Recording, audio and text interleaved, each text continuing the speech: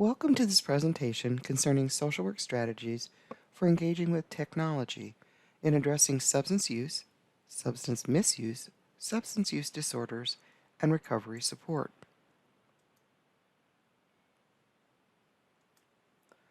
Developing this presentation was one commitment in the 2019 Expansion of Practitioner Education Grant awarded to CSWE from the Substance Abuse and Mental Health Services Administration. During the two-year project, CSWE is implementing a high-quality, standardized substance use disorder curriculum to strengthen preparation of future social work practitioners to develop effective, evidence-based substance use disorder prevention, treatment, and recovery services. Two social work faculty members, Lauren McEnroy at The Ohio State University and Patricia Stoddard-Dare at Cleveland State University, contributed ideas or content to this presentation. Additionally, 3 MSW students at The Ohio State University contributed ideas, search efforts, and a critical eye in developing the content for their peers. Presented alphabetically, they're Alyssa Dempsey, Jeffrey Glitt, and Naja Greer.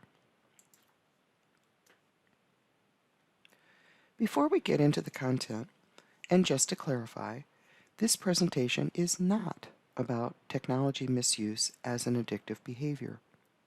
Behaviors such as online gambling, compulsive use of cell phones or tablets, internet gaming, and other compulsive uses of technology and social media applications like Facebook, Instagram, Twitter, WhatsApp, YouTube, and Snapchat.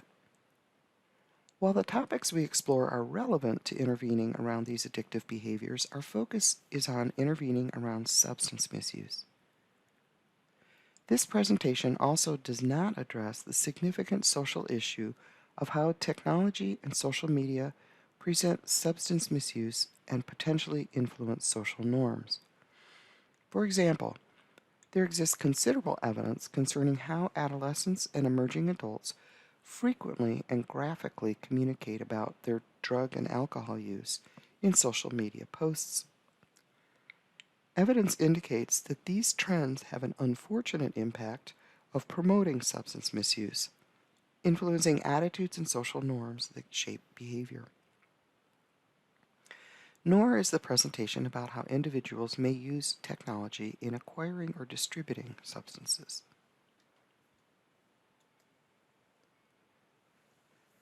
Technology and substance misuse also are linked in the technology transfer concept. This refers to strategies for improving and accelerating practitioner adoption of evidence-based, evidence-supported, and evidence-informed interventions.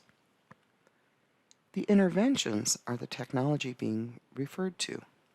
They're not necessarily technology-based interventions.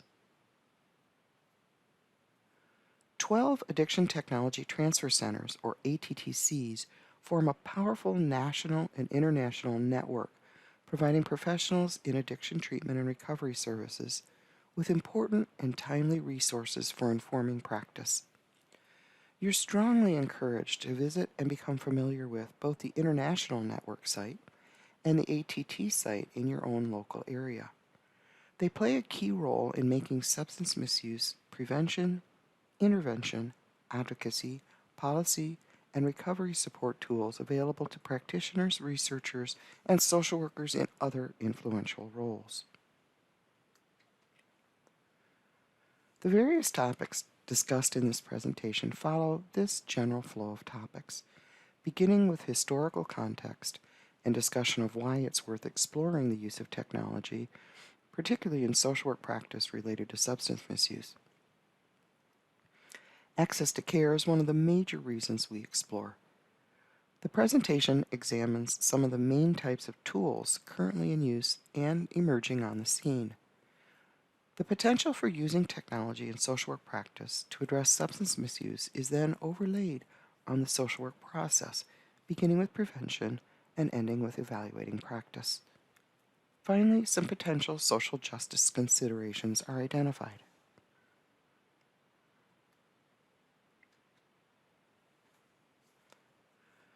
Now on to what this presentation is about. Love it or hate it, technologies, mobile health, and digital tools have become integral to our nation's service delivery systems. During the early 1990s, discussion of their potential began to appear in professional literature concerning smoking cessation. And around 1997, the professional literature started to address their potential in addressing alcohol misuse. The pace of exploration and implementation began accelerating sharply during the early 2000s. Currently, the role of technologies is especially visible during the COVID-19 pandemic, as traditional in-person service contact was severely restricted across the nation and around the world. Our presentation concerns the technology landscape as it relates to addressing substance use, substance misuse, substance use disorders, and recovery support.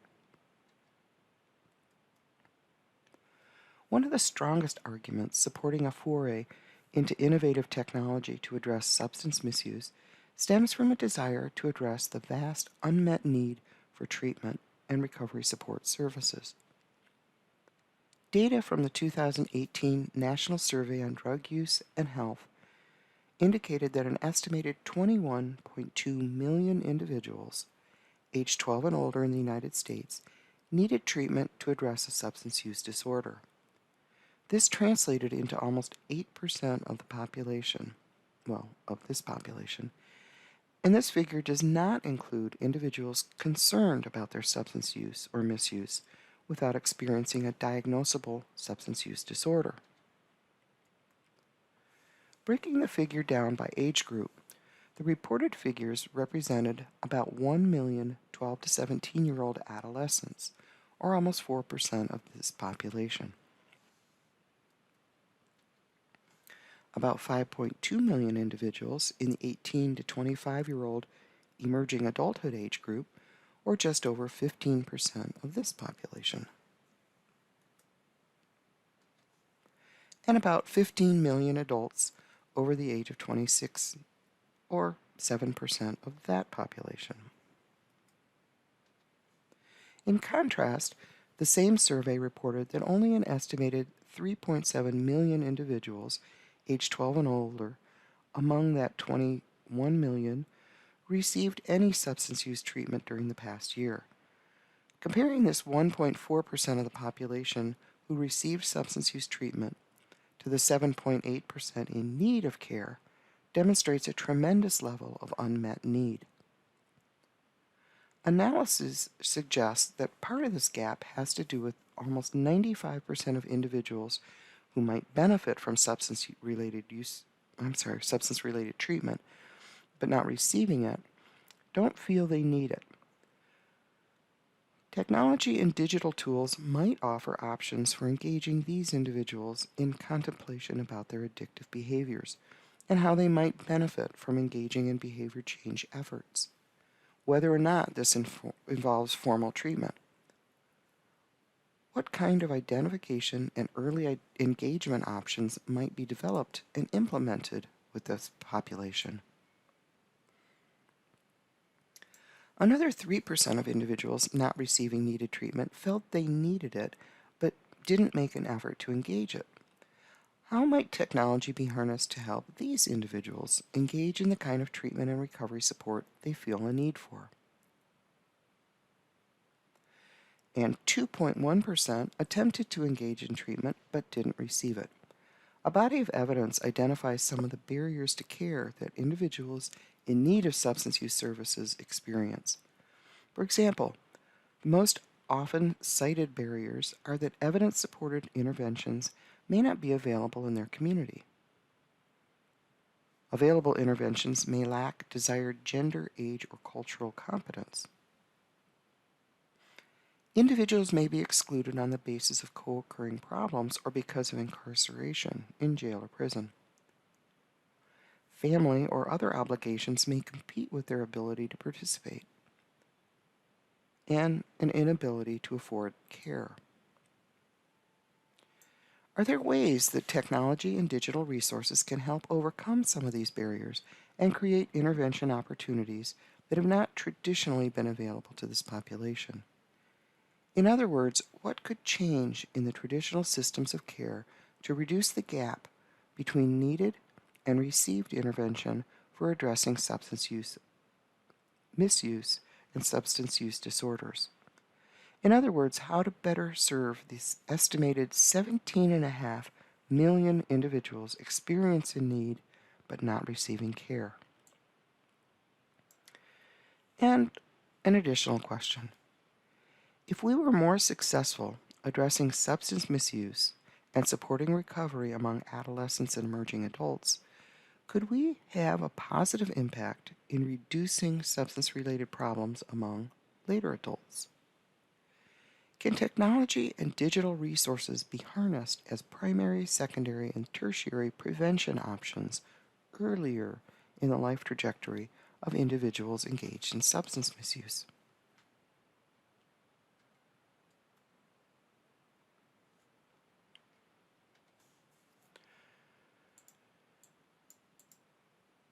Evidence is mounting that the answer to these questions is yes. There is a place for technology in addressing substance misuse and related problems.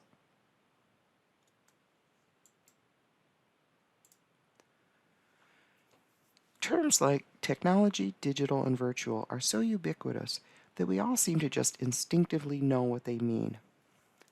For purposes of this presentation, let's clarify. Technology refers to the tools we put into practical use to solve real-world problems. Things like computers, smartphones, tablets, and assistive technology devices.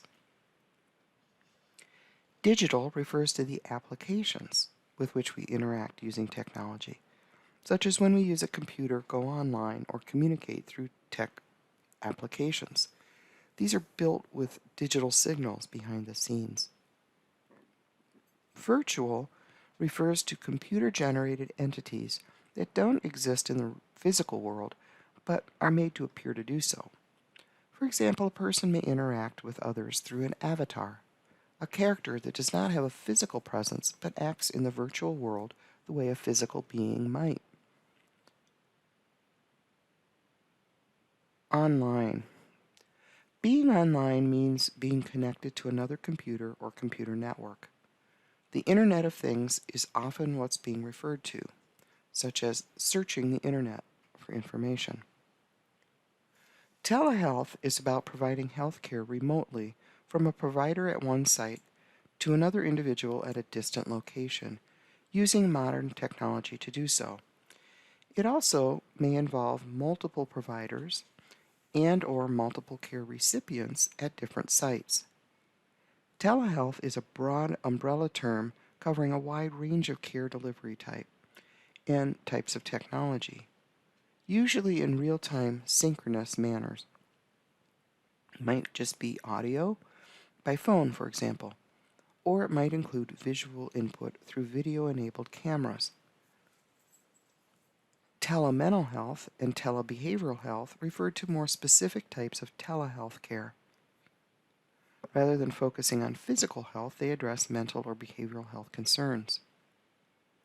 mHealth is a similar concept, referring to the use of mobile devices, hence the M, mobile, to deliver health care remotely.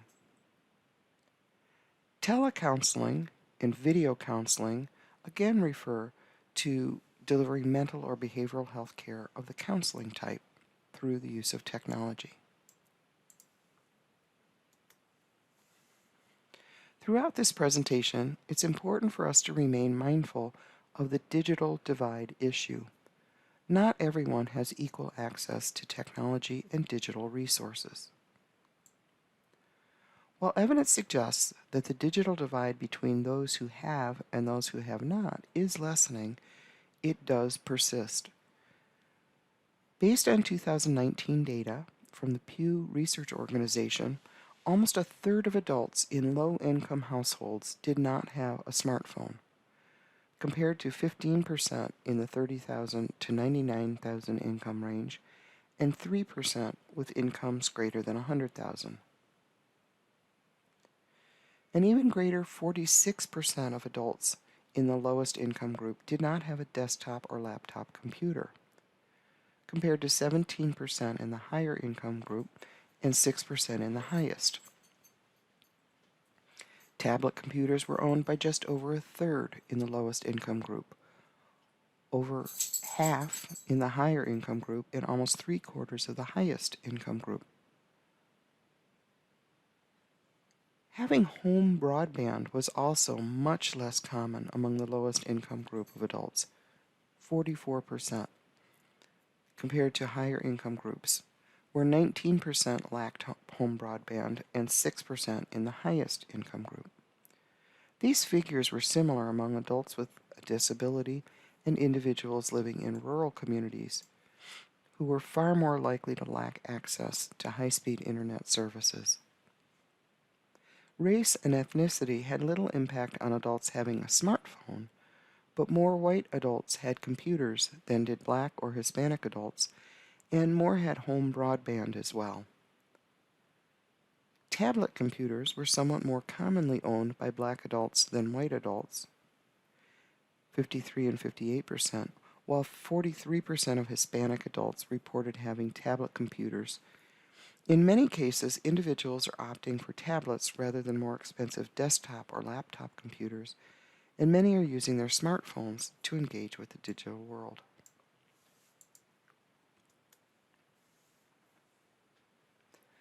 Additionally, social workers should maintain an awareness of how technology and digital tools are experienced by individuals, particularly with varied abilities. On one hand, this refers to differences in familiarity and skills with digital hardware and software, an issue of digital literacy. This is analogous to, and actually involves, reading literacy and comfort with English language use. But it goes beyond these issues to include universal design concerns. How adaptive the tools might be for individuals with different vision or hearing abilities, for example. Or, for example, individuals experiencing specific types of learning disabilities or information processing differences of persons with traumatic brain injury or autism. And we need to be cognizant of the ways that chronic substance misuse might alter a person's ability to effectively interact with technology and digital tools. An advantage of many digital tools is that they can be linguistically and culturally adapted for greater reach and relevance. To a much greater extent than currently occurs, digital tools should be evaluated for accessibility and cultural appropriateness. Clearly, technology and other digital tools have had a significant impact on social work practice, no less so in practice related to substance misuse. While social workers in the past may not have intentionally pursued these practice approaches, technology and digital applications are a current reality and possibly a focus for the future. A focus group study of MSW social workers' perceptions about the ways that technologies have influenced their professional practices introduced several themes worth considering, including that technology is a preferred means of communication with many clients, especially younger clients, and starting where clients are and honoring their preferences may mean engaging with them through technology. While the social workers acknowledged that technology could complement traditional practice, they felt that it also introduced a potential slippery slope, opening a Pandora box of practical, boundary, and other ethical issues. Similar observations prompted recommendations that practitioners and clients develop clear boundaries and expectations related to the use of technology and digital tools in the therapeutic process, and that they consider together the risks and benefits of utilizing these types of tools. There exists a rich and growing literature about evidence surrounding the ethics, development, and implementation of technology innovations in physical health, mental health, behavioral health, human services, prevention, and therapeutic interventions. In this presentation, we focus on applications with potential for intervening around substance misuse. Many individuals shy of meeting criteria for a substance use disorder make significant and lasting changes in their substance misuse behaviors despite never engaging in formal treatment. Technology and digital tools may be critical elements of their behavior change and recovery efforts.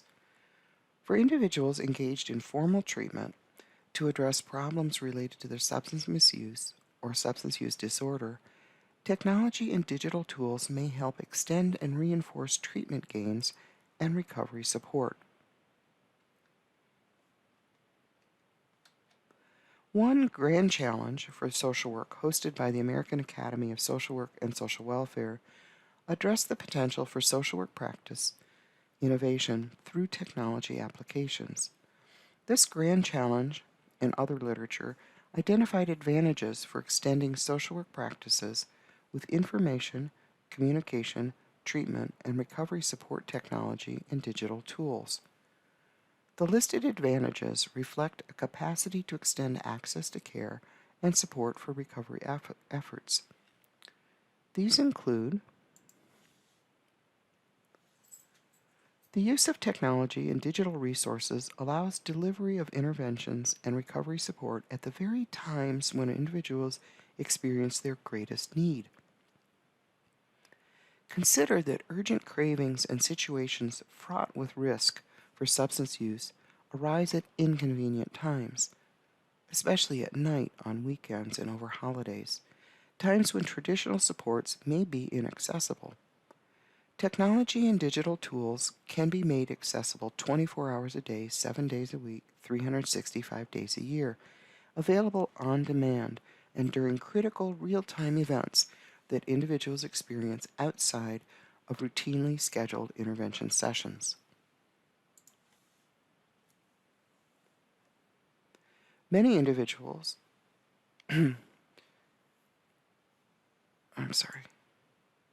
While many in-person interventions are tailored to fit individualized needs and circumstances, this is less true of many others, including many group interventions to address substance use and misuse. Many technology and digital tools can be individualized, allowing a person to select those targeting what is most important to them at any point in time and adapting the tools to their own dynamic recovery process. In this way, tools with the best fit for where the person is in the upward and downward spiral of their behavior change process can be utilized. This goodness of fit capacity is not true of all technology and digital tools, but it can be true of many and may help retain individuals in treatment intervention and recovery process.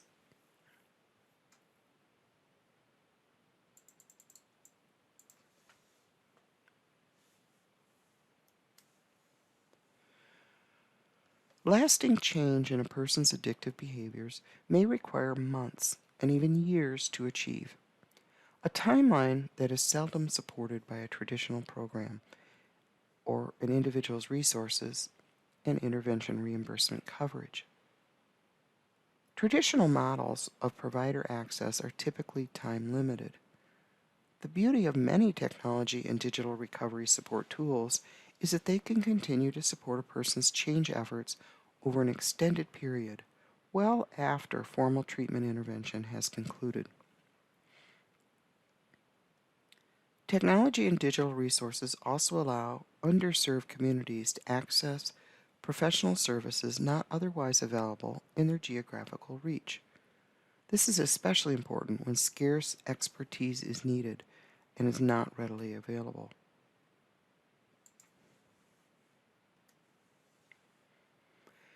Some individuals may find interacting with technology and digital support resources to be more appealing than engaging with in-person intervention programs.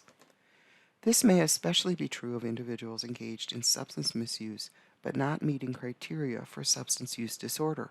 They may not feel the need for or comfort with traditionally delivered intervention programs and may find engaging through technology to be less stigmatizing and otherwise less threatening. For example, an early study delivered a moderate drinking intervention online plus access to moderation management. to individuals identified as engaging in heavy drinking, excluding individuals whose drinking pattern met criteria for alcohol dependence. The intervention showed significant reductions in participants' drinking outcomes at 3-month follow-up, and some of their drinking outcomes were significantly better than a control group receiving access only to the online moderation management resources. For some individuals, engaging through technology is preferable for addressing sensitive topics, like substance misuse. In a study of emerging adults' perceptions of risks and benefits associated with their providing text messaging data, assessing their substance use and sexual behaviors, participants infrequently identified risks and reported being comfortable with participating in this way, reporting more benefits and few risks, although a few participants expressed concerns about potential for legal harm if their text messages could be accessed by police or probation officials.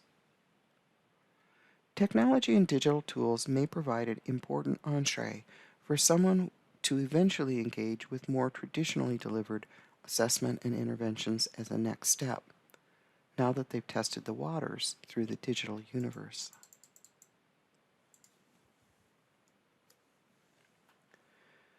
The potential of technology and digital recovery support resources to expand and extend the support network is great. In virtual space, individuals can interact with larger networks, unbound by geography and demographics. This is especially important for individuals experiencing intersectionality of their relevant experiences, combinations of age, gender identity, sexual orientation, race or ethnicity, religious or spiritual orientation, military veteran status, trauma history, substance type, co-occurring issues, and other factors.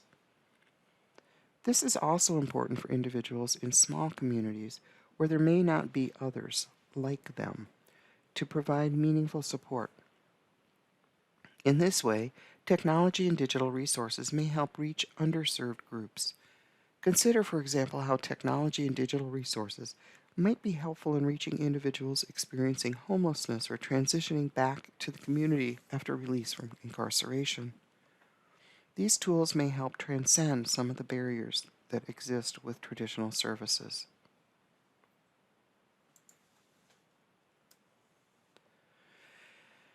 In short, technology and digital tools may provide individuals with greater access to support for changing their addictive behaviors and access to recovery support.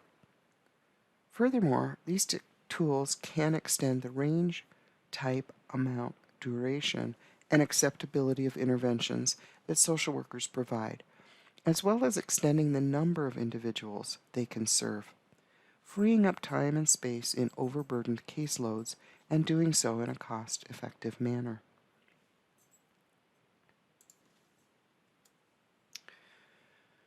So let's look at the types of technology and digital tools described in professional literature.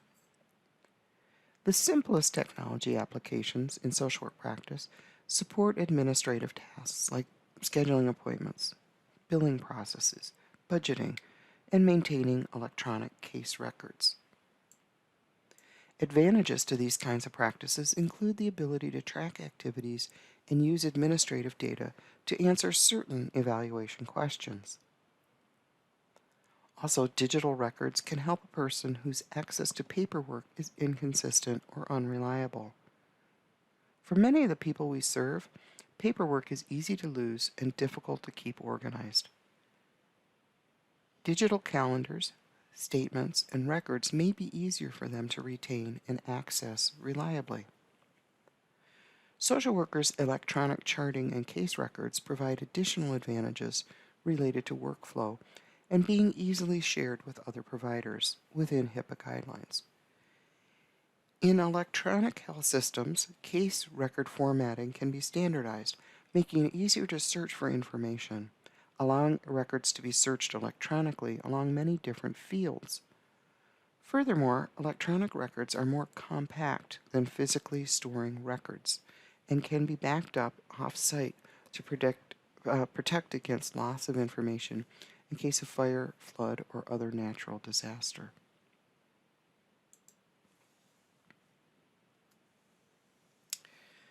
Technology and digital tool use for communication might include email, text messaging, and voicemail. In this asynchronous type of interaction, parties engaged in communication don't interact in real-time exchanges. Instead, each party receives and sends messages when they're able, available, and willing to do so. These communication tools can help extend access between social workers and persons receiving services beyond their traditional in-person visit schedule. Maintaining connection and contact between visits and at non-business hours. Automated contact systems exist that help maintain contact and provide reminders from social workers or programs to clients and participants. The widespread popularity and ubiquitous access to mobile phones makes them convenient, portable, and relatively affordable for communication of various types. Across many studies, text messages were demonstrated to positively influence attendance at scheduled appointments, adherence to medication protocols, addressing treatment side effects, and some substance misuse treatment outcomes. Several studies documented the general acceptability to clients of text message exchanges with their care providers, and that these connections can increase adherence to treatment protocols, as well as attendance at in-person intervention sessions. On the downside, some individuals engaged in substance misuse may not have access to mobile phones or reliable phone charging, or they may have frequent changes in their phone numbers, making it difficult to reliably reach them with text or voicemail messages. Evidence exists that individuals engaged in substance misuse are considerably less likely to have access or use email than to use text and voicemail. In a Baltimore study of individuals engaged in treatment for substance use disorder, 91% of participants reported having regular access to mobile phone use, and almost 80% to SMS text messaging. On the other hand, fewer than half engaged in regular internet, email, or computer use. These observations have important implications for how technology and digital tools are implemented in substance-related interventions and recovery support. It's important that social workers assess individuals' regular access to the digital tools they plan to use and advocate for greater access for individuals lacking access to these tools. In addition, it's important to recognize the rapid pace of change in technology devices, applications, and costs. The picture may be very different in the near and distant future and may not be consistent across age, geography, and other demographic groups. Additionally, tracking client contact information may cost excessive staffing time and effort, and someone needs to be available within a reasonable time frame to respond to questions or issues brought up in asynchronous exchanges. Problems arise too when clients expect immediate, around-the-clock access to care providers through these asynchronous communication tools. Establishing clear boundaries and expectations is essential for asynchronous communication efforts to work well.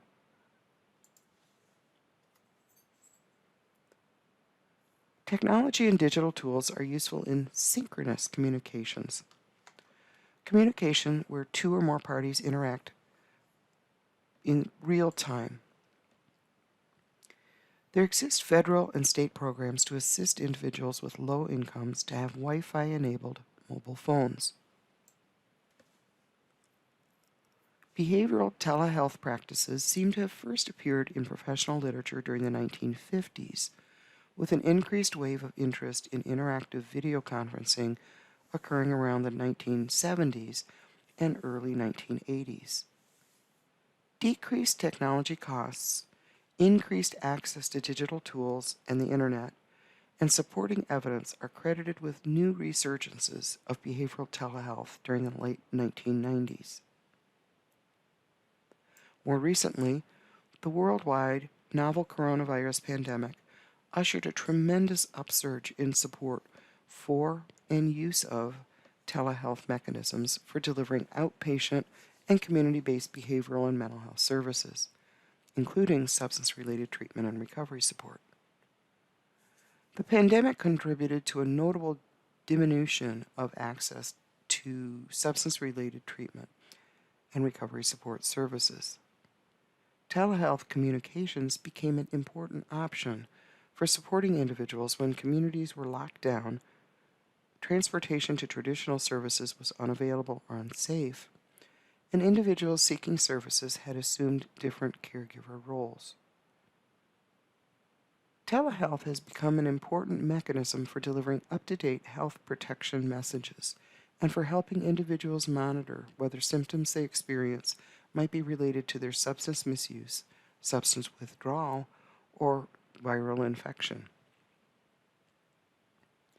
Telehealth potentially could decrease perceived stigma and confidentiality concerns associated with receiving substance-related services. Furthermore, individuals may feel more protected from crime by engaging in telehealth care from home rather than moving around their communities to receive in-person care.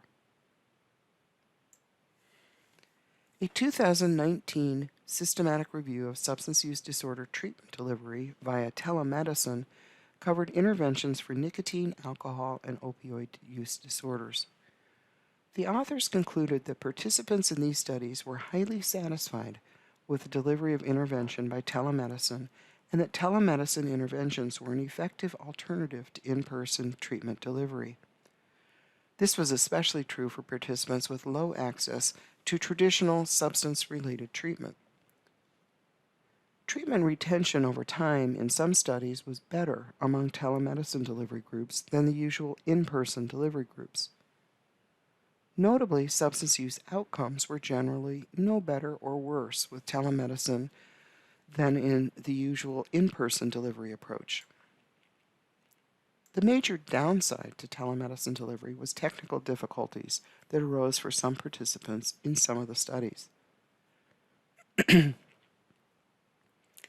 advantage to video or phone conferencing approaches is the ability to coordinate online collaborative care, case management, and consultation across a network of providers. Another advantage is that significant others in a person's support network, individuals who otherwise might be unavailable to engage in traditional intervention sessions, may be engaged in telehealth sessions, with family or small group sessions possibly hosted in this format. In some communities, in-person group treatment is hampered by geography and sparse population. Telehealth group work allows for broader reach to create treatment groups. Telehealth can be arranged to take place with individuals who are place-bound, such as adolescents in a school setting, individuals incarcerated in jail or prison, or individuals lacking transportation to service centers. In short, systemic reviews demonstrate that live telehealth interactions with a behavioral health practitioner can have significant positive outcomes. Furthermore, maintaining treatment services during the coronavirus pandemic, as well as during seasonal respiratory infection outbreaks, is critically important but challenging. Telehealth services offer a means of supporting individuals who are not only quite susceptible to viral and bacterial infection and poor health outcomes, but may be living in quarantine or self-isolation conditions. This service modality also helps protect frontline staff and helps extend the practitioner workforce at times when their numbers may be impacted by outbreaks.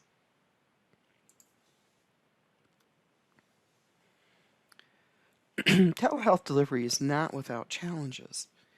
In 2020, during the coronavirus pandemic response, the Centers for Medicare and Medicaid Services changed reimbursement policy to allow telehealth care outside of traditional in-person treatment and to include social work providers. Licensure regulations concerning the delivery of services through telehealth vary by state. This is a particularly complex concern when the person delivering services is working in a different state than the person receiving services. both states' regulations need to be adhered to. It's incumbent on the service provider, or social worker, to become familiar with both sets of regulations before providing services through this modality. It's possible that referral to a local provider may be necessary if the provider cannot meet regulations in the state where the client is receiving services. Similarly, insurance and other reimbursement coverage for telehealth services should be understood before practicing in this modality. Medicare coverage, for example, may be limited or restricted. Furthermore, malpractice insurance plans vary in terms of how telehealth care is covered. Secure telehealth technology is critical to protecting client confidentiality. Telehealth services should never be provided through conferencing technology that is not HIPAA compliant. For example, there are important security differences between Skype and Skype for Business, or between Zoom and Zoom for Healthcare. Ethically, social work services delivered through telehealth systems need to meet the same standard of care criteria for service delivered through traditional mechanisms, and practitioners need to have developed a set of operating procedures to follow in the event that a crisis or emergency situation arises in the online, virtual, or digital environment. NASW, the National Association of Social Workers, and the Wayne State University have provided tips about considerations for engaging in telehealth services. The links are presented here.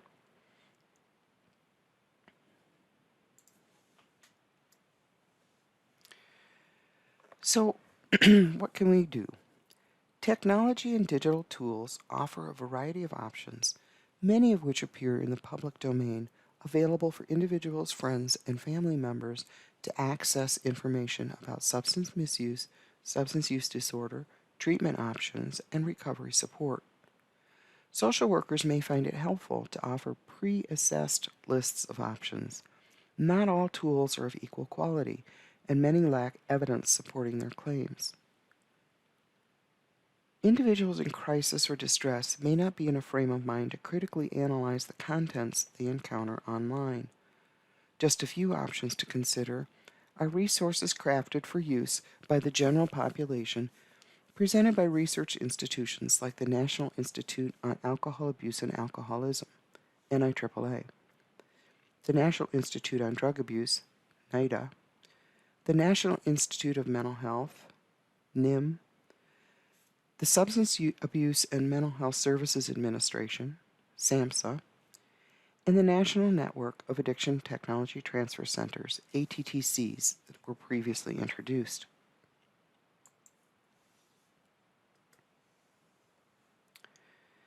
Concerning alcohol use, a variety of wearable and mobile devices indicating a person's blood alcohol levels are described in literature beginning in the early 1990s. Real-time continuous monitoring has clinical advantages over periodic invasive measures such as blood tests. While portable breathalyzers are a possible tool for monitoring one's alcohol levels, they require a person to intentionally, purposefully, and accurately engage in measurement. Alternative devices allow for continuous monitoring through biosensors worn on or under the skin, much as modern wearable blood sugar monitors help individuals with monitoring type 1 or type 2 diabetes. The goals associated with using these kinds of devices are to support responsible drinking by an individual and to provide data for clinicians and clients working together in addressing alcohol-related problems. Commercially available devices differ in terms of their measurement approach, invasiveness, accuracy, cost, and durability. Similar types of devices are emerging for continuous monitoring of other substances such as opioids and cocaine. Additional technological and digital approaches to tracking substance use rely on individuals to record information about their behavior and experiences in real time. Unlike the biosensor approach, this kind of real-time journaling can provide information about the contexts where behavior occurs. What might have led up to a craving or substance use event? Who was present? Where the person is at the time? How the person is experiencing the event physically, emotionally, and otherwise. Also, unlike the biosensor approach, these recording systems require a person to purposefully engage in the recording process, which may or may not happen. On the other hand, these records are often more helpful in treatment and recovery support than our retrospective recall accounts, especially since substance use is likely to impair a person's later recall of events. Furthermore, engaging in the recording process itself can sometimes interrupt a substance use event from happening.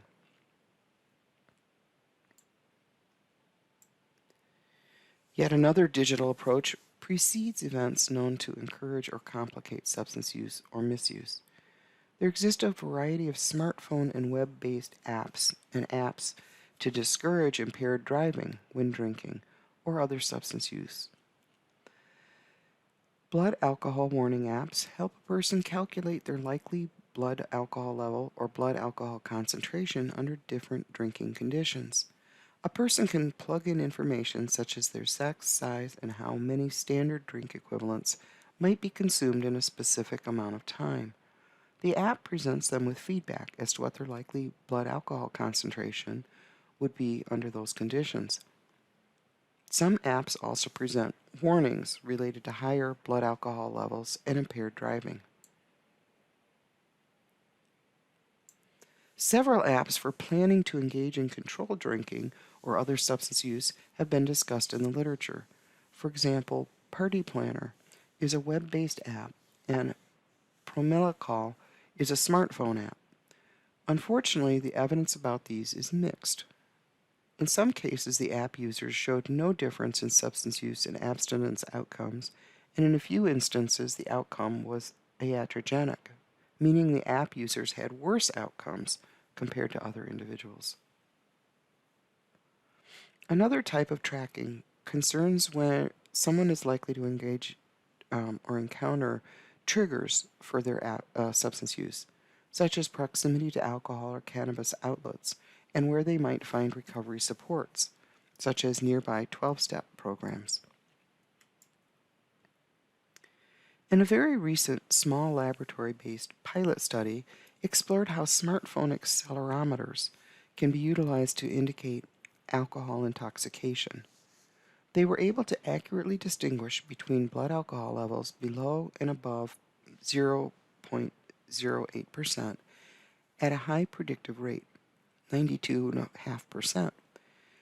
This introduced some intriguing possibilities for real-time tracking and sending alerts to individuals engaged in drinking behavior. These different strategies are sometimes combined, at least in research if not in practice, into what's called ecological momentary assessment, or EMA. The approach involves real-time recording of a person's experiences, behaviors, thoughts, states, and moods as they function within their natural contexts and environments.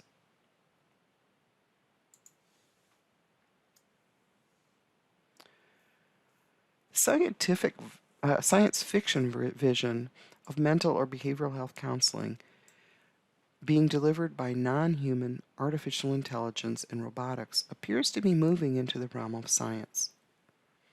Artificial general intelligence involves an ability to remember and process information, solve problems, adapt, and learn.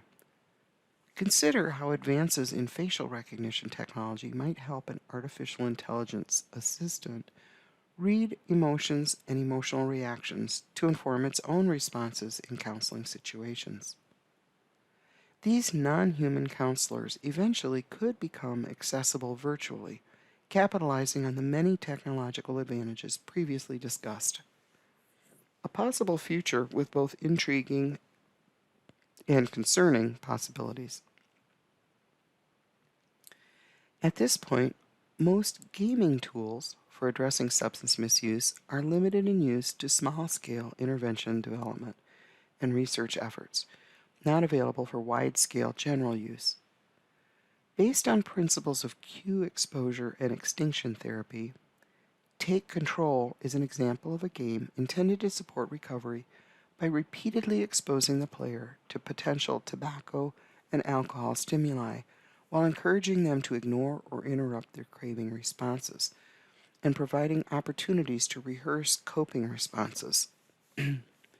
This particular recovery support game was designed for several different devices and platforms. It presents realistic substance-related images with varied, potentially triggering settings as background. A small-scale study of this particular recovery support game demonstrated significant reductions in substance use compared to individuals' baseline rates and compared to non-playing control group. The reduction or cessation of substance use persisted for many participants, but not all. 27% increased their substance use again during the follow-up period after the study was completed. Of interest is that 3 weeks of gameplay was associated with an increase in self-efficacy for abstinence.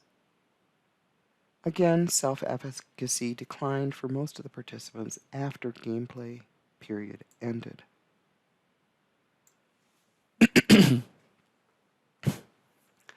Another idea in development and testing involves the use of virtual and augmented reality technology while intervening with substance-related problems. A review of multiple studies led to the conclusion that cue-induced craving for various substances can be established through virtual or augmented reality. Alcohol, nicotine, cannabis, cocaine, and methamphetamine. Conceptually, virtual reality applications can relate to either or both of two types of cue exposure. The first are contextual cues, such as imagining being at a party, in a bar, at a sporting event or concert, in an argument with a family member, or in some other situation where the person has engaged in substance misuse in the past. The second involves sight, sound, and possibly smell, sensory cues related to alcohol, other substances, the paraphernalia involved in substance use, or having money in hand to purchase substances. Some virtual reality applications involve the use of avatars, either representing the person or those with whom the person interacts. The use of virtual reality related to cue-induced cravings has considerable research utility, but the evidence concerning the use of these approaches for actually promoting abstinence from using substances is mixed. The potential for virtual reality in intervention to address nicotine dependence was demonstrated in a study showing significantly lower rates for both smoking and nicotine craving experienced by individuals when cognitive behavioral skills training combined with nicotine replacement therapy was compared to receiving nicotine replacement therapy alone. The virtual reality plus behavioral skills counseling condition also was associated with higher self-efficacy and confidence to avoid smoking at the end of the intervention period. The virtual reality sessions involved virtual exposure to realistic cues and trigger situations while the clinician presented training on specific cognitive behavioral coping skills, such as recognizing and anticipating triggers, managing craving, and planning an exit strategy. In this case, the virtual or augmented reality conditions extended cognitive behavioral skills training. It wasn't a treatment replacement, and the control group did not receive the cognitive behavioral intervention. As previously noted, review of the literature on effectiveness in treatment outcomes of virtual reality-based cue exposure therapy remains inconclusive and ambiguous at this time. Yet another virtual reality application relates to its educational potential. Applications based on virtual reality scenarios may have greater impact on substance use knowledge, attitudes, and skills than do more abstract verbal or written descriptions. And a word of caution.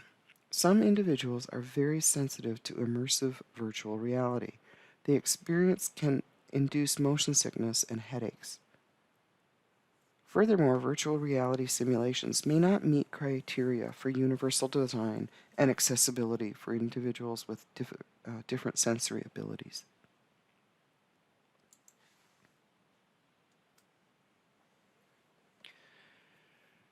The framework for social work process under which we're overlaying uses of technology and digital resources in this presentation is derived from an adaptation of the ARC originally published by the Institute of Medicine, modeling a full array of mental health services. Here we include health and wellness at the front end of prevention, move into substance misuse prevention, then into screening, assessment, and treatment planning. Next are treatment and recovery support interventions and recovery maintenance efforts, completing the ARC with a return to health and wellness practices.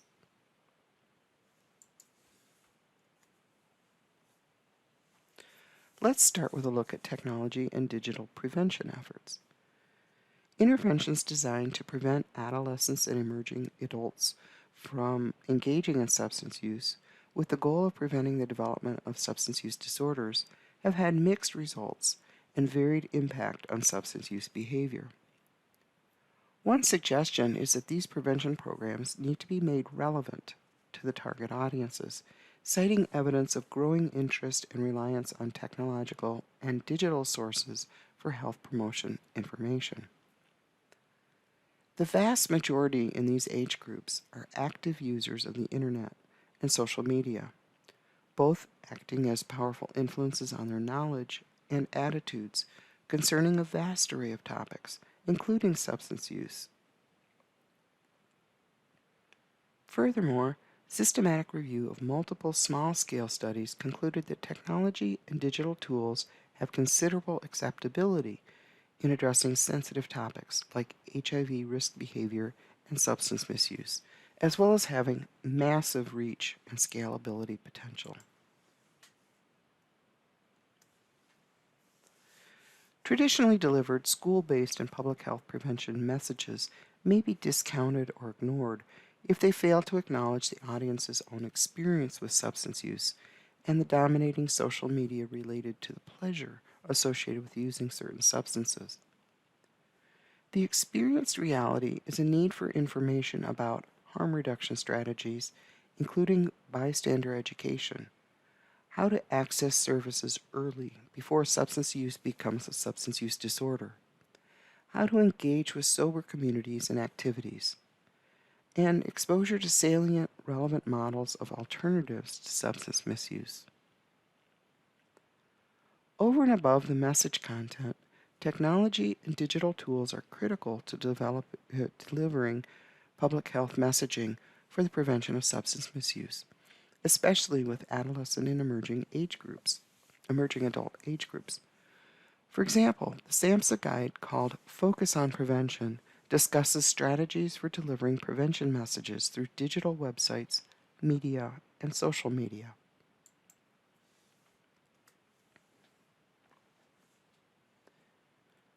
The SAMHSA guide also suggests that the intended audiences need to find the messages to be interesting. For young audiences, digital tools can help attract and retain their interest. For example, computer, web-based gaming, or augmented reality applications can be designed to support active learning principles, can provide normative feedback to individuals in a non-threatening and confidential manner, and may be preferable to individuals who naturally spend time online entertained by episodes of drunk history or other substance-involved internet sites. In other words, the messaging and formats for delivery need to fit into the digital culture of the target audience. The preventive potential of public health messages related to substance misuse could be advanced by integrating and bundling into broader wellness messaging, integrating the messages with what audiences already know. This may mean delivering brief, targeted, granular messages, such as how smoking and vaping place individuals at greater risk for COVID-19 complications, rather than delivering broad, complex, generic messages about smoking in general. Digital tools are ideally suited for delivering brief, pointed messaging.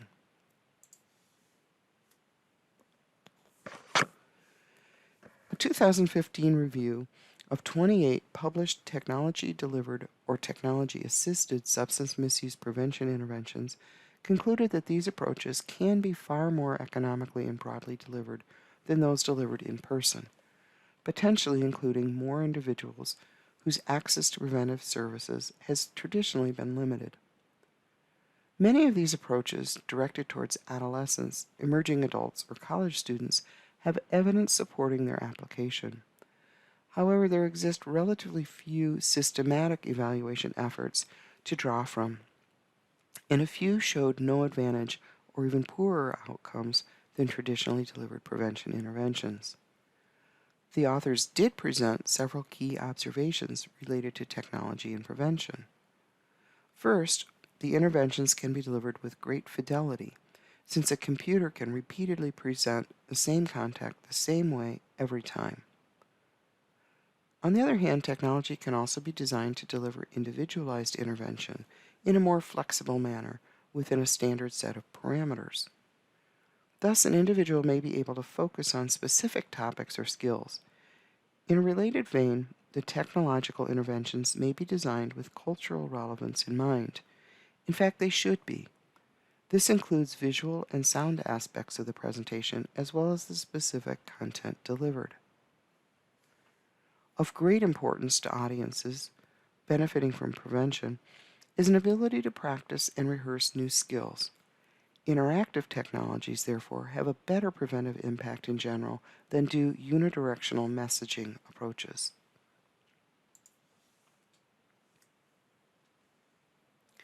Reviews of literature concerning digitally delivered screening and screening with brief intervention for substance misuse concluded that results are much the same as for non-digital screening and screening with brief intervention. Key to adequacy of any screening and brief intervention, or screening, brief intervention, and referral to treatment, effort, is use of evidence-based screening instruments. Ideal instrument choices vary by the type of substances involved and the nature of the population or individuals being screened. For example, some tools may be more appropriate for use with adolescents, pregnant women, or older adults. One screening and brief intervention approach was designed to address college drinking behavior. All students entering a particular university were offered the opportunity to complete a confidential, computer-delivered, evidence-supported brief screen for alcohol misuse, the audit. Each student was then provided with feedback tailored to their screening results. For example, 5 possible responses were delivered to students who did not drink, 7 for students who occasionally engaged in drinking, and 8 for students whose responses were indicative of heavy drinking and possible alcohol use disorder. Investigators reported that students with positive screen results were offered in-person services, and over 41% accepted the offer. A more macro-level outcome was noted as well. Over a 2.5-year period, the campus-wide binge drinking rates had declined significantly. Meta-analytical studies of digital normative alcohol screening feedback and comparisons of digital and in-person delivered screening and brief intervention for alcohol misuse reported significant but small effects of digital feedback and no significant differences between the two modalities on short-term effects, less than 4 months. In-person interventions had stronger long-term effects, however.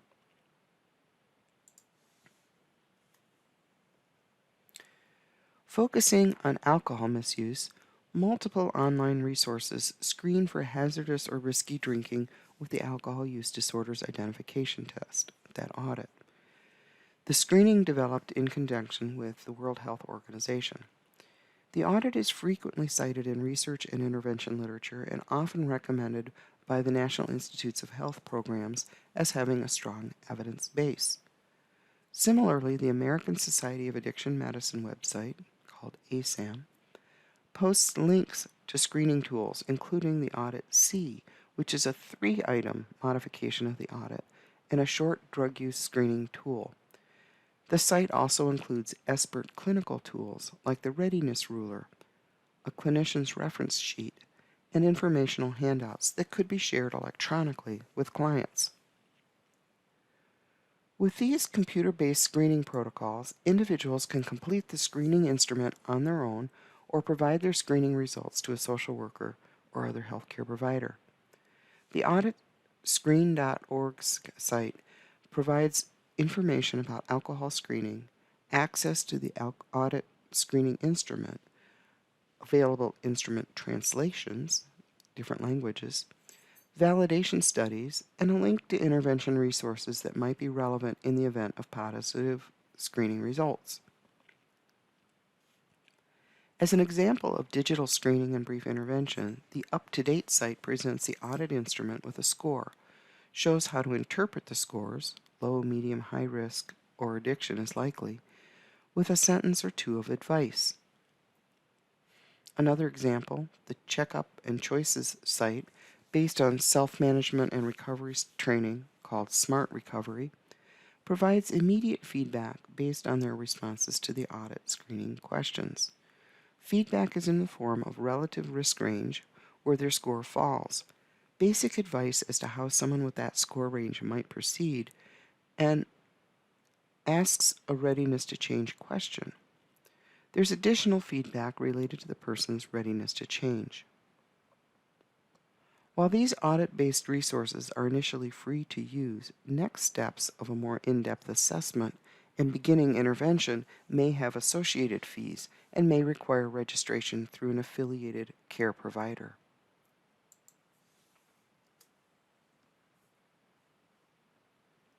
The free Expert for Health Professionals app allows for alcohol, drug, and combined alcohol and drug screening.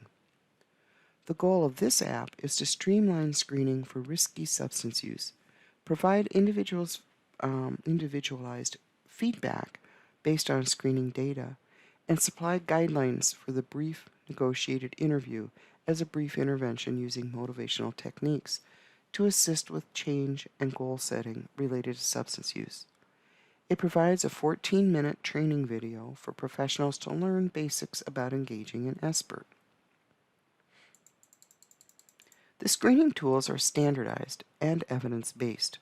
Screening for hazardous or risky drinking applies the audit. Screening for abuse of substances other than alcohol applies the Drug Abuse Screening Test, or DAST.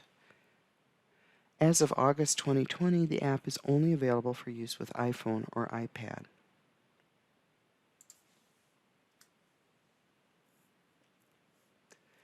It seems that the earliest behavioral health applications of video conferencing were limited to psychiatric diagnosis and consultation.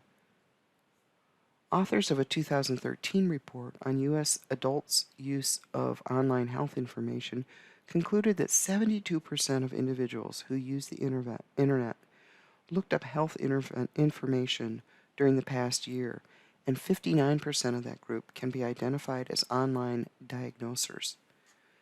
Individuals who use internet resources to diagnose their own or someone else's condition. This amounted to an estimated 35% of all U.S. adults. The American Psychiatric Association website posts links to online assessment. These include tools for assessing substance use, different from screening, assessing, as well as various cross-cutting or co-occurring emotional distress, depression, mania, anxiety, sleep disturbance, and repetitive thoughts and behaviors, and physical health. Tools for assessing children aged 6 to 11 and 12 to 17 are also presented on that site. Elsewhere on the website is a toolkit for practitioners considering the delivery of mental or behavioral health services through telepsychiatry. Telehealth consultation for assessment purposes continues to be a feasible strategy for social workers to apply, particularly in geographical locations or practice settings where addiction specialists are unavailable, or when an addiction specialist with a very specific skill set is needed. For example, a professional fluent in the client's primary language or in sign language, or a professional with expertise in addressing a specific type of co-occurring phenomenon, such as traumatic brain injury, or a complicating medical condition. Multiple studies of teleconferenced psychiatric diagnosis have reported high degrees of concurrence between diagnosis made during video conferencing and those resulting from in-person sessions. Additionally, multiple studies of evidence-supported assessment inventories have demonstrated high levels of concurrence between in-person diagnostic ratings and ratings conducted on video recording.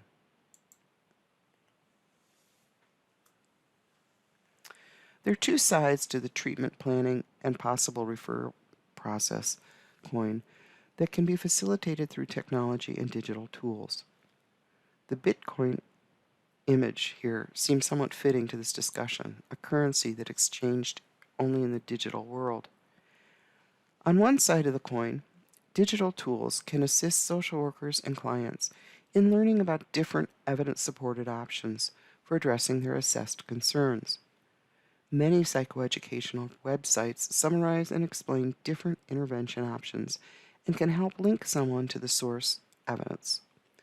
For example, some of the resources used by those previously mentioned diagnosers also include discussions of intervention options.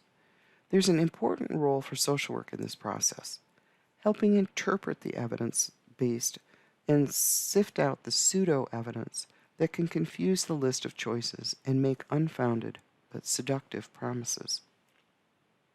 On the other side of the coin, digital tools can assist in locating resources that deliver the services identified in the treatment planning process. The Treatment Navigator from NIAAA was designed to assist individuals in identifying alcohol-related treatment options and resources.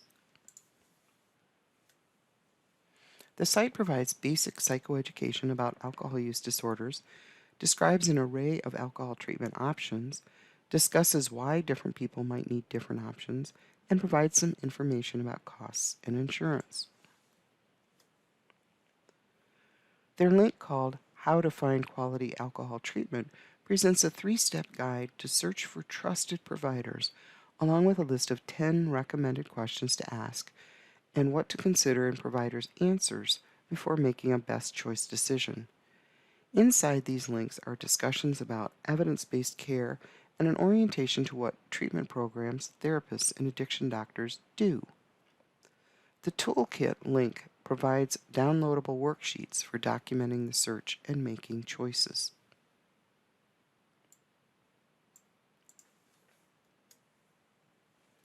Their link called Support Through the Process provides additional psychoeducational information and resources for individuals seeking help, as well as for their significant others who are supporting a person's recovery. Similarly, the Substance Abuse and Mental Health Services Administration, SAMHSA, hosts a site called findtreatment.gov for addressing problems with substances other than or in addition to alcohol, as well as with mental illness. They also post a toll-free phone number for help finding treatment. They collect information from state-licensed providers that can be searched by city or zip code. The site provides information about treatment options and what to expect with treatment, understanding addiction, paying for treatment, and co-occurring mental health concerns. Similarly, the National Institute on Drug Abuse hosts numerous psychoeducational resources. For example, individuals can search a large list of psychoactive substances to learn about their nature, their effects, as well as about substance misuse, prevention, recovery, and treatment. NIDA also provides links to resources concerning different populations and co-occurring problems. Resources of particular interest to social workers are located in the clinical resources, where discipline-specific resources are presented. Social work is one of the specified disciplines, and this area may be helpful to social workers engaged with interprofessional teams. While the NIAAA site is designed at the national level, drughelp.care is an example of a more local level digital resource supporting individuals' search for care. The site was developed by faculty and students at Cleveland State University in Ohio. In addition to providing educational resources such as video discussing medication-assisted treatment, links are presented to help someone locate treatment service providers and programs primarily located in northeastern Ohio. The site not only provides a listing service, the information can be searched with filters related to a person's characteristics and eligibility requirements, the type of treatment service, where there are openings or beds available, reimbursement plans, and other information. It's a model that would be useful to be replicated around the country. A number of provider systems have developed contract resources for social workers and other professionals. These technology products are made available to practitioners and their clients or patients through commercially developed contracts. They're not free. It's a contract. The Chess Health System, based on a collaboration out of the University of Wisconsin and Yale School of Medicine, is just one example that has significant evidence base supporting its products.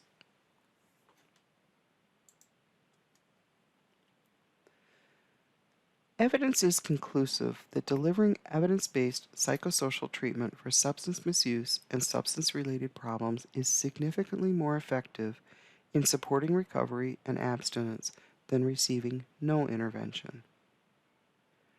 Non-evidence-based interventions or psychoeducation control condition interventions alone.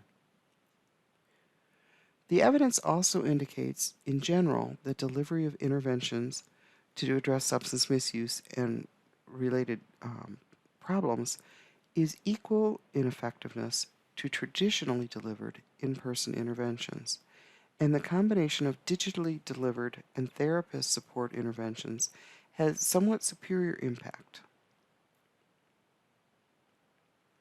The relatively sparse emerging research about online interventions, especially self-paced interventions, suggests that manualized or highly structured interventions seem to be most effective when adapted in the online environment. While positive outcomes have been reported with different types of substances, especially nicotine, alcohol, and cannabis, the strongest evidence concerns nicotine and tobacco products. The evidence also includes co-occurring substance misuse and mental disorders, particularly depression. In one study involving college students, the effects of the integrated intervention approach was more pronounced among students whose substance misuse involved only alcohol, and their initial alcohol-related problems and depressed mood were on the lower side. Systematic reviews generally conclude that behavioral health interventions delivered through technology are well accepted by clients. They're efficacious in producing positive outcomes and cost-effective compared to traditional delivery formats. One study compared clinician-assisted computerized treatment for co-occurring substance misuse and depression with traditionally delivered in-person treatment sessions. The investigators reported no discernible impact on treatment retention, therapeutic alliance, or treatment benefits reported by participants, despite only 14% having initially nominated a preference for computer-delivered treatment. In addition, the computerized treatment condition delivered significantly greater reductions in alcohol use. Again, these intervention studies primarily adapted technology and digital tools as clinician extenders, rather than as a substitute for in-person interaction. Several scholars also recommended that these interactive interventions be delivered on websites only accessed by pre-screened authorized clients.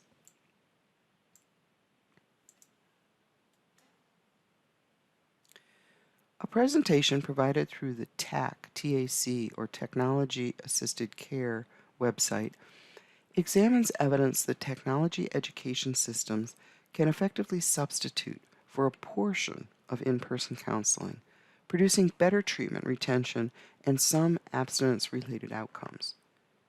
In other words, TAC interventions are recognized as adjuncts to traditionally delivered treatment services, integrated into a comprehensive treatment plan of individual and/or group therapies, not as the sole intervention approach. The TES, or Therapeutic Education System intervention, is grounded in the community reinforcement approach and contingency management. TES is comprised of a package of 65 web-based interactive multimedia modules presenting self-directed skills training, interactive exercises, and homework. In addition, the system can provide activity reports to track a person's engagement and progress through the modules. Prize-based incentives are delivered based on treatment participation and objective abstinence measures, such as urine drug screen results. Evaluation results included that the odds of abstinence among participants who entered the program with positive drug screens were doubled with the TES intervention compared to the treatment as usual group, and TES participants had somewhat better treatment retention over 12 months compared to individuals receiving only treatment as usual. The CBT for CBT intervention presents computer-based cognitive behavioral therapy modules used in conjunction with traditionally delivered clinical care. That's important. Used in conjunction with traditionally delivered clinical care for addressing substance misuse. The program teaches coping skills, presents realistic scenarios to demonstrate the use of these skills, and provides a chance to practice and review new skills. Compared to standard treatment alone, the CBT for CBT participants had longer periods of abstinence and more negative urine tests. They also rated their treatment experience more positively. The extent to which individuals in the CBT for CBT group engaged with their homework assignments was a significant predictor of treatment outcome. There was no observed difference in treatment retention rate or number of days abstinent between the two groups. These specific resources are licensed and they must be contracted by provider agencies or practitioners. They're presented here as an example of how evidence-based interventions can be presented through technology to extend clinicians' reach and enhance treatment outcomes. But not all clients and practitioners will be able to afford these specific prepared programs.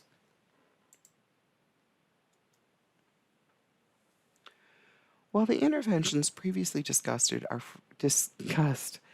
are framed as clinician extenders, treatment adjuncts, and aftercare approaches, technology and digitally based interventions to address substance misuse or substance-related problems also may be delivered as primary intervention approaches.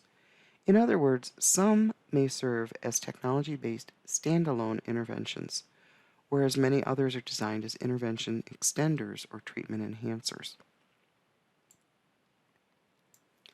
A relatively early version of digital intervention for individuals admitted to a chemical dependency treatment program was studied during the late 1990s.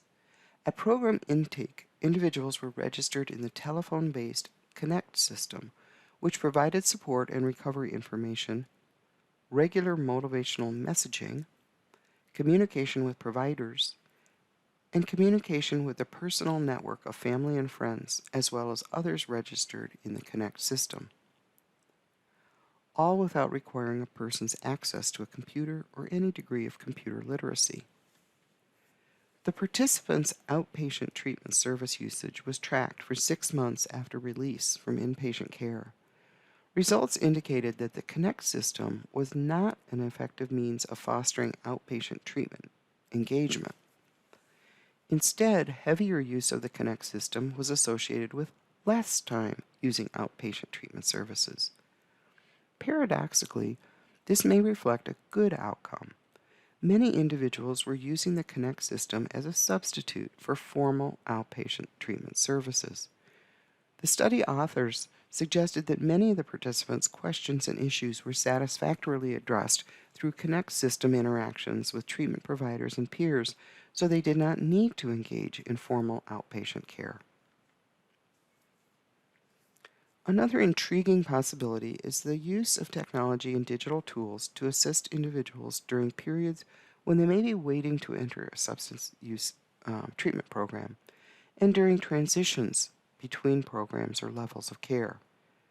Having something for them to engage with at these transition points may facilitate their entry into retention and treatment, lend support to their recovery efforts, and sustain their motivation to change during the meantime.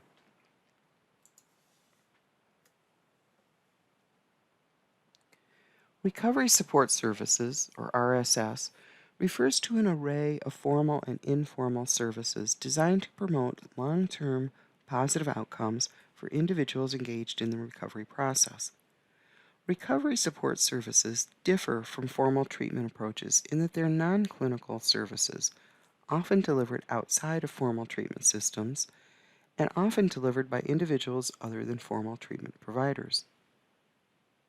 In addition, recovery support services are often provided over extended periods of time, months and years, and address a wide array of domains related to improving a person's functioning and wellness.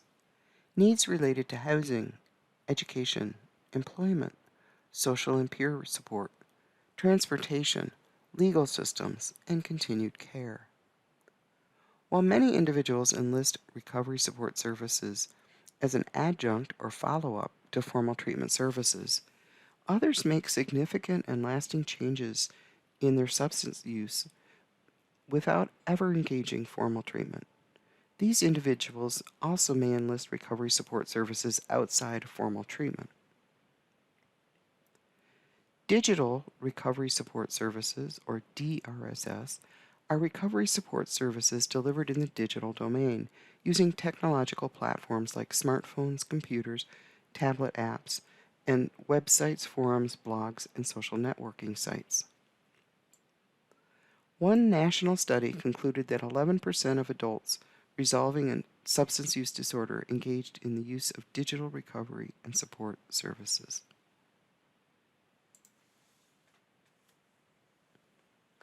As an example of what this might look like, one small-scale study evaluated the use of twice-daily supportive text messages delivered for 3 months following participant discharge from inpatient treatment. This program was serving individuals with co-occurring alcohol use disorder and depression diagnosis. The evaluation concluded that the messages were always or often helpful reminders to avoid drinking for 75% of the participants.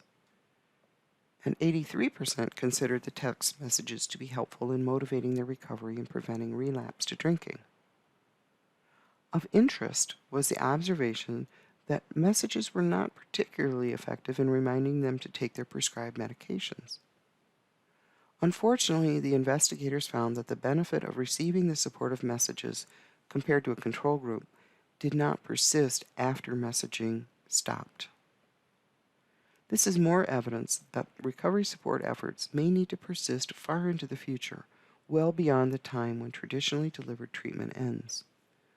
Technology and digital tools provide an effective and economical means of doing so.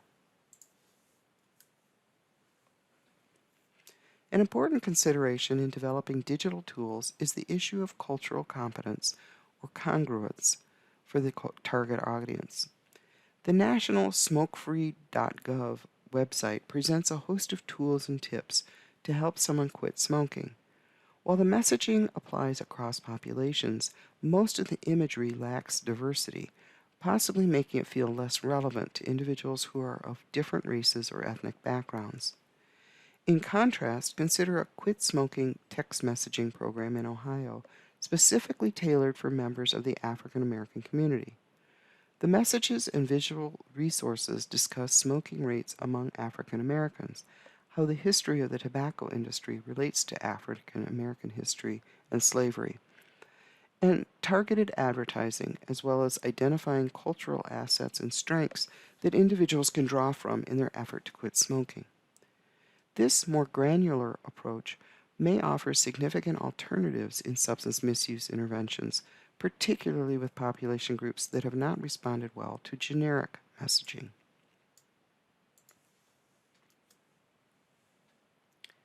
Knowing this, what might be some of the barriers and facilitators to implementing digital solutions for treatment and recovery support? A small-scale qualitative study addressed the question in relation to a mobile recovery support system app used by clients in 4 settings treating addiction.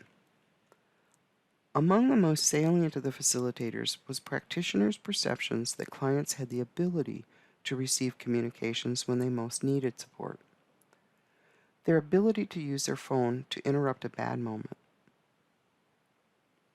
Another salient factor was the practitioner perception that this approach was the quintessential person-centered, client-driven, strengths-based model. Barriers included practitioners' belief that clients would have concerns over the potential for location tracking being used to violate their privacy and possibly create or add to their legal complications. The practitioners did not perceive differences in their own workload or workflow, but did recommend that orienting clients to the app during the course of treatment would enhance their ability to use it effectively post-treatment. And they recommended creating app use contracts with clients, establishing mutual expectations about the mobile app's use in much the same way other treatment contracts are established. Providers did believe that the app made a meaningful difference in the clients' lives. In this particular study, the app involved was not in the public domain. It has an associated cost for providers to be registered with the app delivery company and clients to be connected to a registered provider to use the app. Not only did this app provide ease of communication with providers, information, and recovery support suggestions, it also linked clients in a peer support system as well. It's important to note that with this particular app, providers can access metadata to help evaluate the program overall, and that both clients and providers can access clients' own data and journals to monitor their individual progress and help identify personal relapse triggers, risky situations, and successful solutions. Another tool for practice evaluation.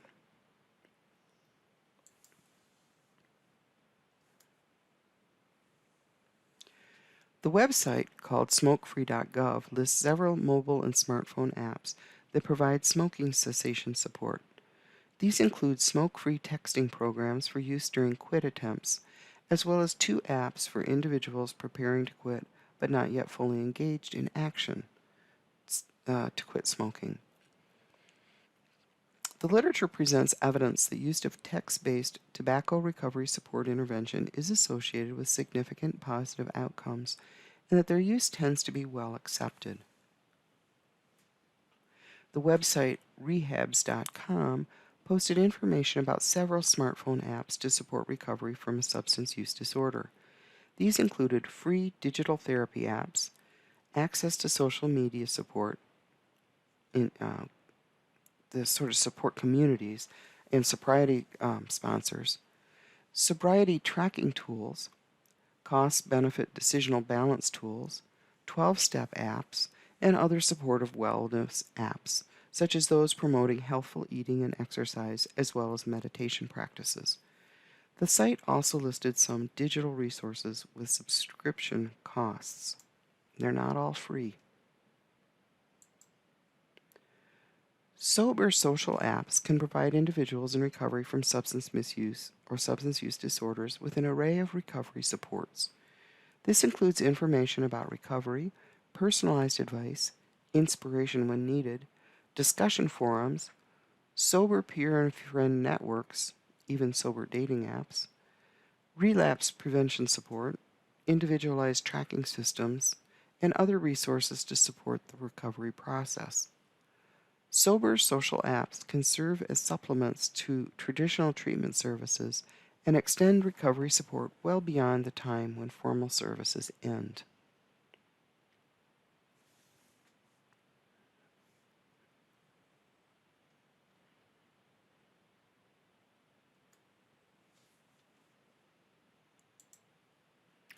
The potential for publicly accessed virtual worlds where individuals in recovery can interact through avatars has also been introduced but not yet well evaluated.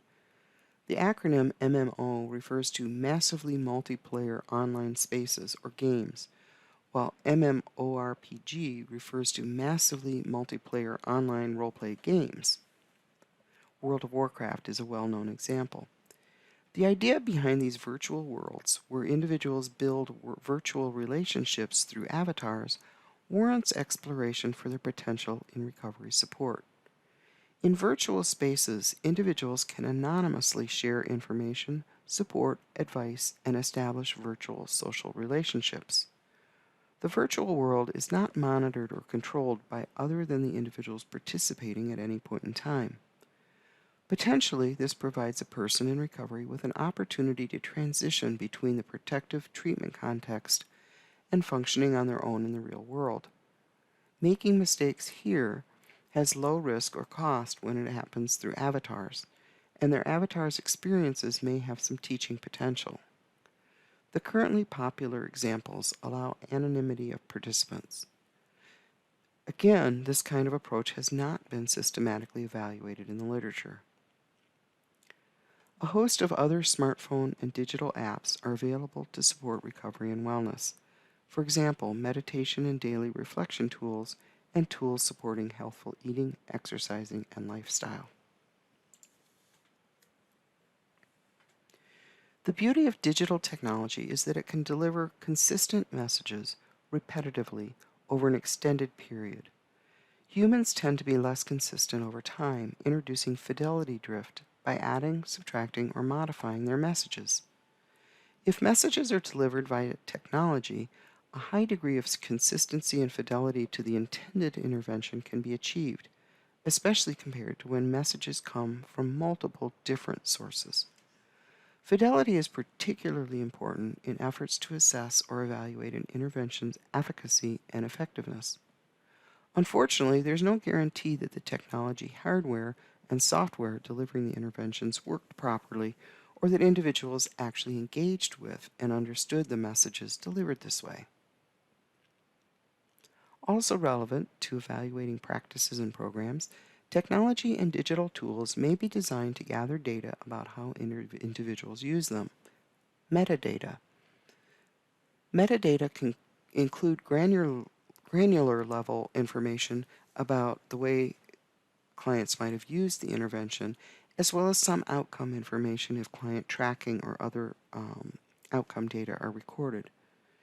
These data can be helpful in providing individual feedback, similar to how practitioners might use single system design evidence to help individuals recognize patterns in their behavior and in the intervention response.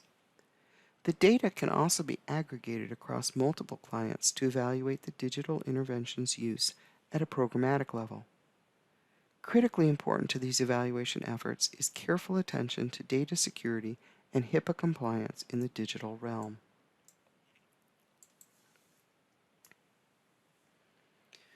A paramount concern with employing any form of digital technology is that of information and data security.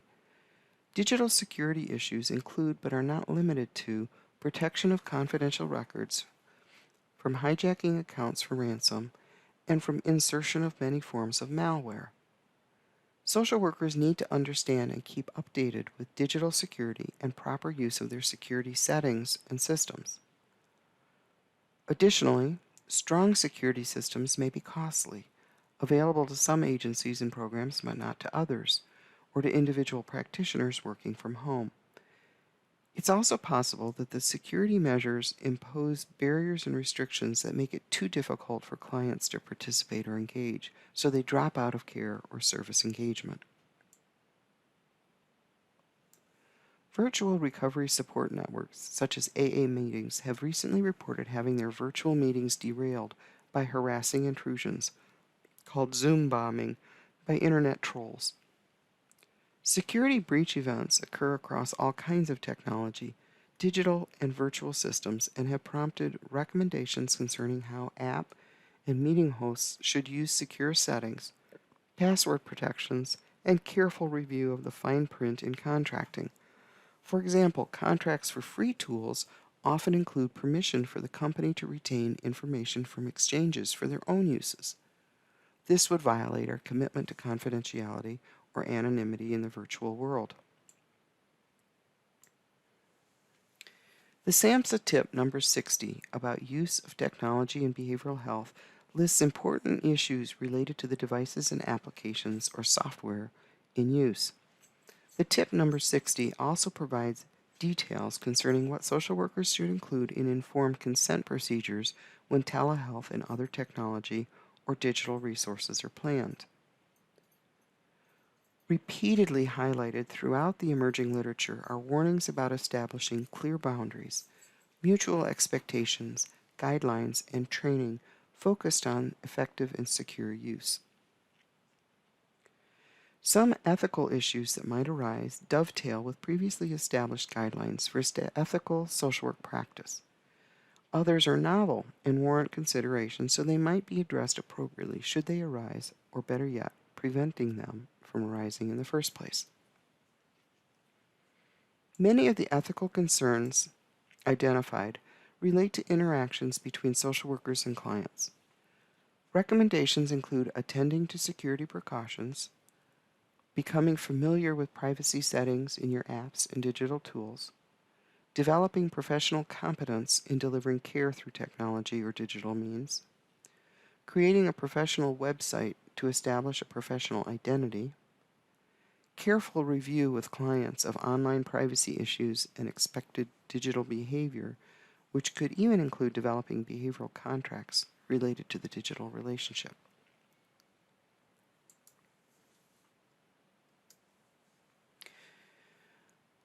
Other more meta issues relate to issues like advocating for access to these kinds of opportunities as a social justice issue, bridging or eliminating digital divides resulting from gross inequities in access to hardware, learning how to use apps and software, and ability to connect to the digital world. With all that technology can potentially offer in addressing substance misuse and supporting recovery, social workers have a responsibility for ensuring equity in access to these tools. While there is evidence that the digital divide has narrowed over the past decade or so, there also exists ample evidence that such a divide continues to exist. Addressing the persisting divide happens at individual, program, community, and policy levels. Additionally, social workers need to become informed about issues of net neutrality. In short, this would mean all internet providers would treat all content flowing through their systems equally, regardless of the user, content, platform, application, type of equipment, source or destination addresses, or method of communication. They would not be permitted to fast-track some data and block, slow down, or otherwise discriminate against other material. This relates to the importance of non-interference with free information exchange, the risk of particular views being suppressed, and free speech becoming limited only to those who can afford to pay for the opportunity. These issues have been fought over at the federal and state levels since at least 2005, with a net neutrality order established by the FCC in 2015, only to have it jettisoned in 2017. All of this has a great deal to do with social work practice involving technology and the ability of individuals attempting to address their problems with substance misuse to benefit from technology-based or supported interventions. In this presentation, we explored the potential for technology and digital resources to help address problems related to substance use, substance misuse, substance use disorder, and to support recovery. A great deal of emphasis was placed on the potential and promises associated with these tools and strategies, with some attention to potential risk, hazard, and concerns. A variety of technology-based options and digital resources were defined. Despite more than 20 years of efforts, we are still barely past the starting line in the realm of technology, digital, and virtual possibilities. In this dynamic, fast-changing scene, Many varied options exist and have evidence supporting their implementation, while many more are being developed and evaluated. At this point in history, it seems clear that technology and digital tools have a significant role in substance-related prevention, screening, brief intervention, assessment, treatment planning, treatment delivery, and recovery support in social work practice. And social workers have a responsibility to advocate for solutions to the digital divide and protect the free exchange of information required when we use technology to address substance misuse. I'm clicking through the 10 reference slides rather quickly.